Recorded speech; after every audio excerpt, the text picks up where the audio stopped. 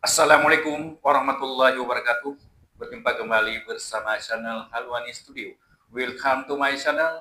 Sebelumnya saya doakan semoga senantiasa Allah Subhanahu wa taala melancarkan segala aktivitas, dimudahkan rezekinya, juga disehatkan badan kita semua. Semoga kita sehat selalu. Hari ini saya memberitahukan kepada saudaraku semua, mungkin sudah mengetahui ataupun belum, apa yang diluncurkan oleh Kortim. Simak penjelasan berikut ini. Saya tidak memberitahukan semuanya karena terlalu panjang, hanya setengah saja dan kita akan sambung kembali pada episode selanjutnya. Apa beritanya? Pinelospan merilis alur partisipasi yang lebih baik dan model yang diperbarui beserta token uji kedua di testnet. Ini langsung berita dari Kortim ya, jangan salah paham. Pinelospan telah memperbarui alur dan model partisipasinya dengan menggabungkan data dan umpan balik dari token testnet pertama, yaitu IRRA, ya, IRRA, yang diluncurkan pada hari Pai tahun 2026.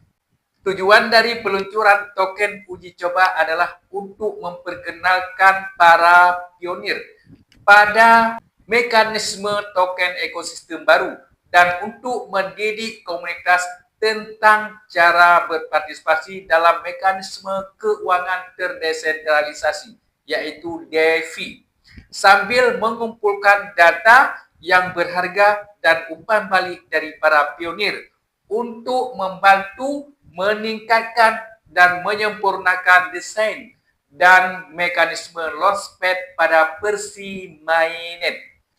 Ini disimak betul-betul ya, supaya kita tahu ya apa tujuan dari Kortim dan apa yang harus dianjurkan untuk kita lakukan selaku kita pionir. Selama uji coba token launchpad pertama, ingat ya, lebih dari 478.000 pionir yang berpartisipasi mempertaruhkan total 36,05 juta testnet.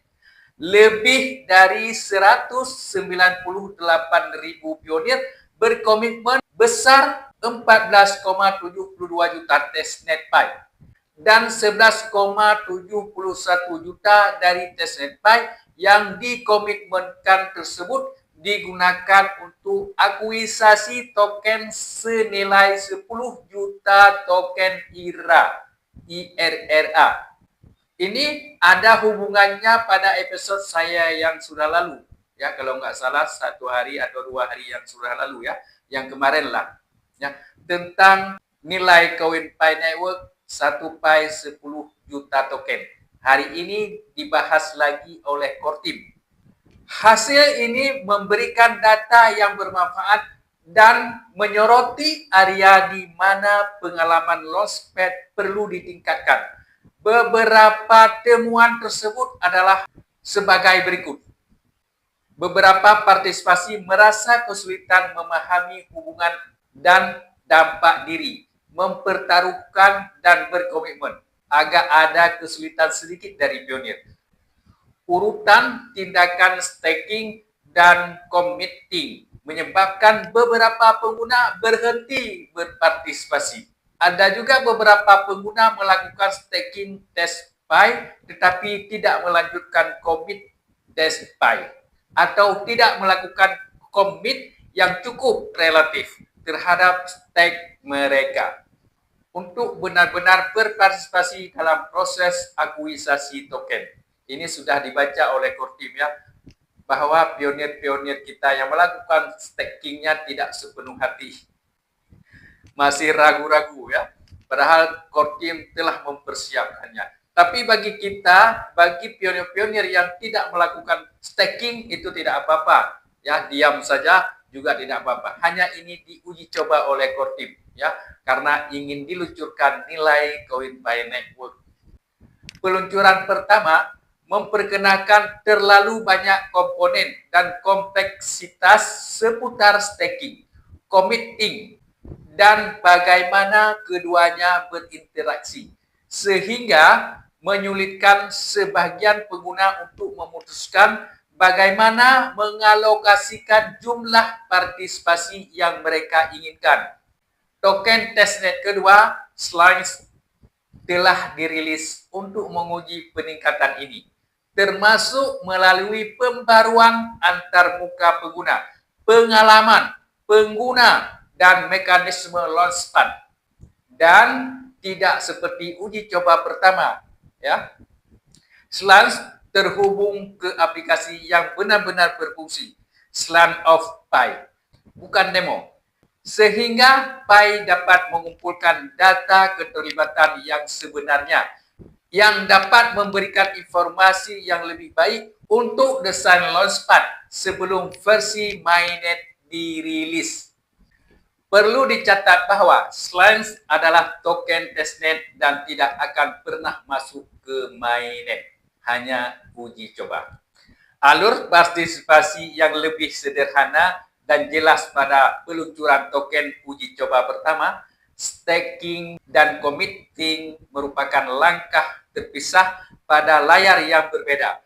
Para pionir harus memasukkan jumlah staking secara manual, kemudian memasukkan jumlah committing secara terpisah, sambil juga memahami bagaimana kedua tingkat tersebut memengaruhi partisipasi mereka. Untuk meningkatkan hal ini, partisipasi dalam token uji coba kedua berpusat pada jumlah komitmen yang memiliki efek langsung pada akuisisi token. Seorang pionir pertama-tama memilih beberapa banyak test Pi yang ingin mereka komitmenkan, baik melalui opsi pilihan cepat atau dengan memasukkan jumlah yang khusus.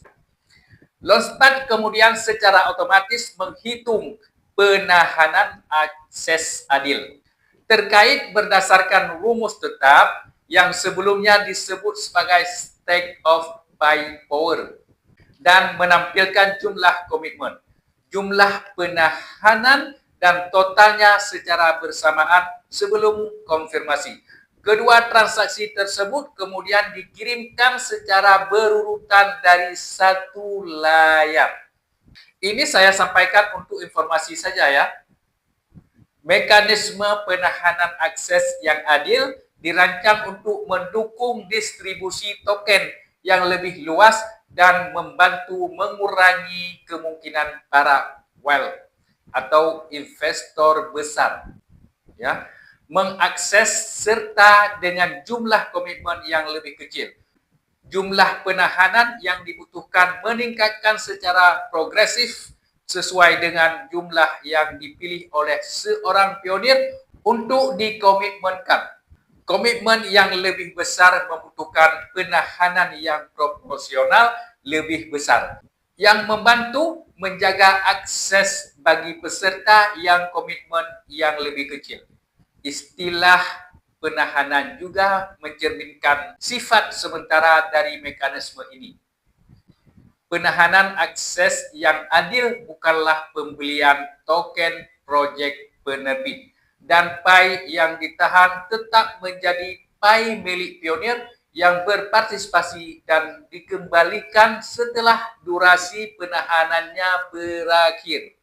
Saudaraku pionir sejati, hanya ini penjelasan singkat dari saya, dan saya akan sambung kembali pada episode berikutnya bagaimana cara berpartisipasi. Apabila saudara ingin mengetahui caranya, ikuti pembahasan saya pada episode selanjutnya. Terima kasih atas perhatian. Mohon maaf atas segala kekurangan. Assalamualaikum warahmatullahi wabarakatuh.